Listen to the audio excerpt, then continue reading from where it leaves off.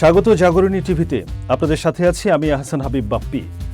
দর্শক, রাজনীতি শব্দটি আমাদের দেশে একসময় ভয়ের সমর্থক হয়ে দাঁড়িয়েছিল, কিন্তু 2024-এর উত্তাল দিনগুলো আমাদের শিখিয়েছে রাজনীতি মানে কেবল গদি দখল নয়, রাজনীতি মানে অন্যায়ের বিরুদ্ধে বুক চিতিয়ে দাঁড়ানো।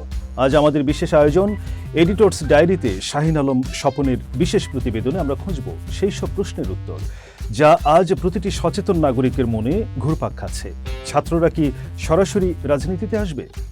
গণ অভ্যুত্থান পরবর্তী সময়ে শ্রীলঙ্কা বা নেপাল যেভাবে ঘুরে দাঁড়িয়ে গণতান্ত্রিক স্থিতিশীলতা ফিরিয়ে আনতে সক্ষম হয়েছে, বাংলাদেশ কি সেই পথেই হাঁটবে, নাকি আমাদের এই পরিবর্তন নতুন কোনো চ্যালেঞ্জের মুখোমুখি হবে?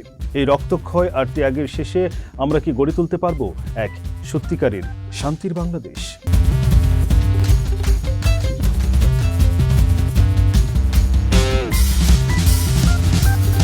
গণ অভ্যুত্থানের প্রধান শক্তি ছিল ছাত্ররা, কিন্তু বিপ্লব পরবর্তী সময়ে ছাত্ররা যদি সরাসরি দলীয় রাজনীতিতে ছড়িয়ে পড়ে, তবে আমাদের শিক্ষা খাতের ভবিষ্যৎ কি হবে?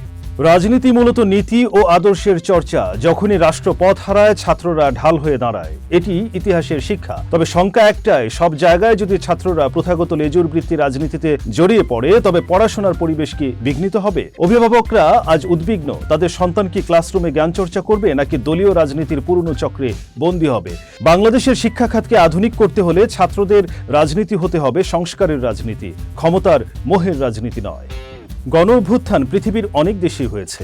প্রতিবেশী দেশ শ্রীলঙ্কা বা নেপাল কি পেরেছে শান্তির দেশে পরিণত হতে? তাদের অভিজ্ঞতা থেকে আমাদের কি শেখার আছে?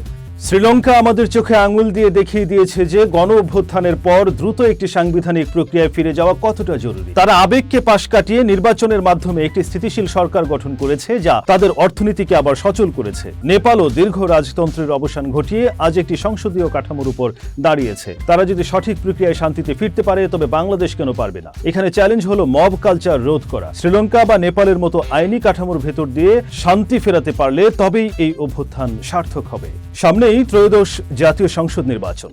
পুরনো অনেক রাজনৈতিক দলের ভবিষ্যৎ আজ প্রশ্নের মুখে। আবার নতুন কিছু দল আগামীর নতুন পথ দেখাচ্ছে।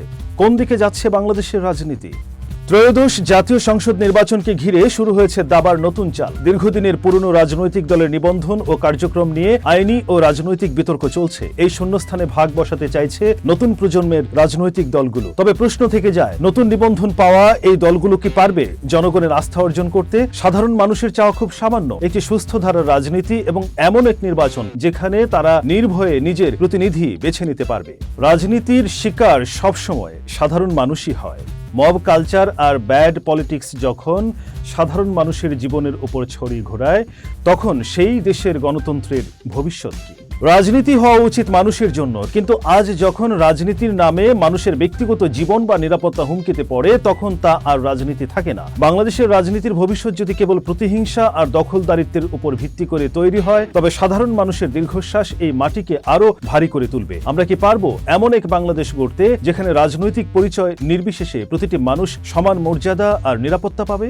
আমরা এখন এমন এক সন্ধিক্ষণে দাঁড়িয়ে, একদিকে নতুন বাংলাদেশের স্বপ্ন, অন্যদিকে অজানার আশঙ্কা।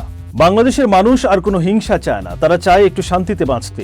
ছাত্ররা যদি তাদের মেধা আর দেশপ্রেমকে ঢাল হিসেবে ব্যবহার করে রাজনীতিকে সংস্কার করতে পারে, তবে শিক্ষা খাত ক্ষতিগ্রস্ত হওয়ার বদলে আরো আধুনিক হবে। শ্রীলঙ্কা বা নেপালের মতো আমরাও যদি দ্রুত স্থিতিশীলতায় ফিরতে পারি, তবেই হবে আমাদের বিজয়। দর্শক, পরিবর্তনের ডাক এসেছে।